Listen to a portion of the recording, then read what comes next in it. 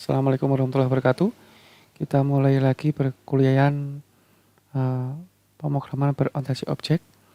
Untuk pertemuan yang ke-9 kita akan membahas tentang polimorfem. Polimorfem itu intinya banyak bentuk ya, kalau diartikan secara bahasa banyak bentuk.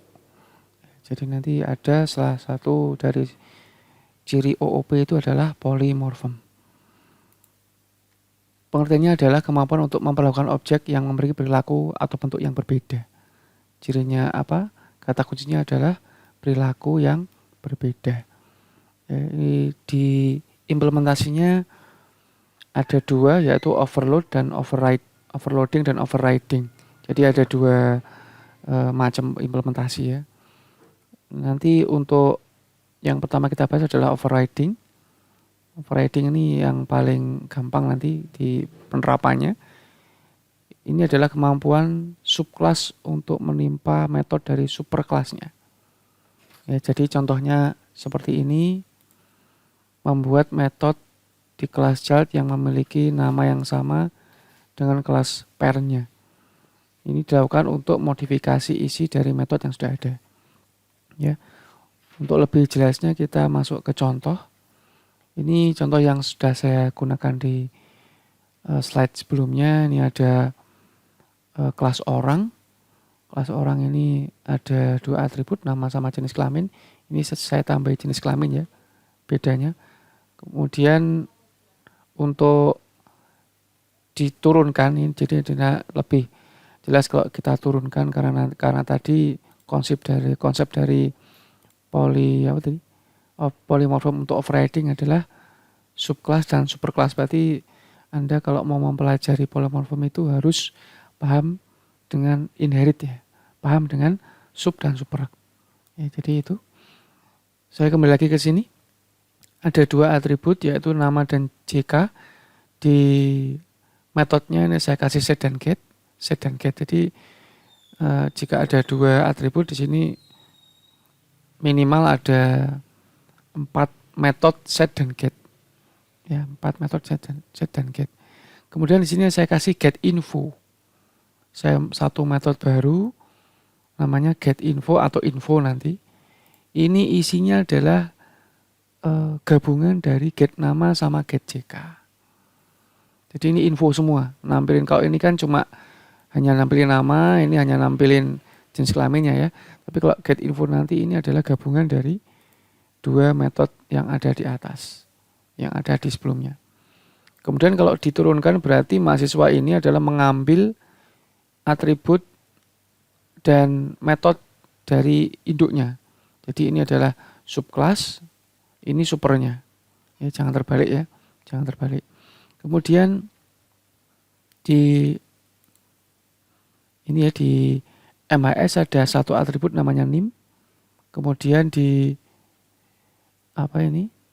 ada dua metode set dan get untuk nimnya. Karena MHS ini mengambil dari orang, berarti pasti dia punya get info. Demikian juga untuk dosen, demikian juga untuk karyawan. Ya, jadi mereka masing-masing punya get info. Berarti kan di sini get info tadi isinya get nama sama get JK. Jadi kalau ini langsung dipakai ya tanpa dimodif ya, nanti yang tampil cuma nama sama JK-nya. NIM-nya nggak tampil kalau mahasiswa, kalau MHS ya. Kalau dosen NID-nya nggak tampil, kalau karyawannya NIK-nya nggak tampil. Ya, jadi cuma yang hanya tampil adalah nama sama JK-nya jika kita nggak modif. Overriding itu memperbolehkan kita untuk memodif isian meskipun namanya sama. Ini kan namanya sama ini. Yang ini juga sama kan? Nah, sama. Tapi bisa kita override. Bisa kita modif isinya. Jadi pas di sini, pas di MHS ini, get infonya kita tambahi dengan get nim. Sesuai dengan yang ada di MHS. Kemudian di dosen kita tambahi dengan NIDN ya. Get NIDN. Ya, kemudian di karyawan kita tambahi dengan get nick.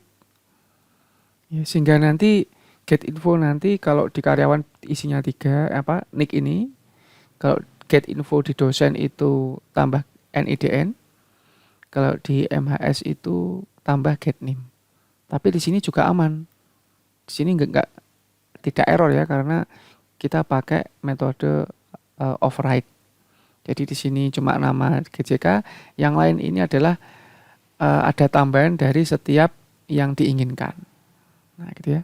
Itu untuk konsep dari override. Jika overload, ini yang kedua, ini yang agak beda. Ya, kalau yang sebelumnya tadi ini di PHP bisa ya, di PHP bisa. Tapi kalau yang ini saya belum menemukan caranya kalau di PHP. Ya, mungkin nanti perlakuannya agak beda. Tapi tetap akan saya jelaskan konsepnya. Konsepnya teori ya ini ya. Kalau ini bedanya dengan yang override itu, di overload itu parameternya bisa beda. Parameternya bisa beda. Kalau yang override tadi isinya yang beda, isinya. Parameternya harus sama. Isinya yang beda, tapi kalau di overload ini nanti parameternya beda ya, tentunya isinya juga beda. Jadi ini beda dua-duanya. Ya. Jadi ini isi dan parameternya beda. Contohnya kalau sekilas ya. Untuk di sini mungkin ada umpamanya ada apa namanya? Luas apa ya namanya? Luas lingkaran, kelas lingkaran. Kemudian di sini ada jari-jari, ada diameter. Ya, kemudian di sini kan ada hitung luas. Yang satu itu apa namanya? Isinya jari-jari ya, berarti kan rumusnya PR kuadrat. PR kuadrat ya. Berarti kan apa namanya? Parameternya R ya, jari-jari. Tapi kalau kita hitung pakai diameter, itu berarti 1/4 PD berapa gitu ya, saya agak lupa ya, nanti silakan dicek menghitung luas lingkaran jika parameternya diameter. Ya, kan beda dengan parameternya jari-jari. Nah, itu sama-sama luas lingkaran. Tapi parameter yang satu jari-jari, yang satu diameter. Nah, itu ya. Itu contoh yang bisa dipakai ya untuk overload. Nah, nanti tugasnya itu Anda cari contoh overload. Contohnya saja diceritakan dalam bentuk gambar bisa, dalam bentuk narasi bisa. Silakan ya, nanti cari contoh overload.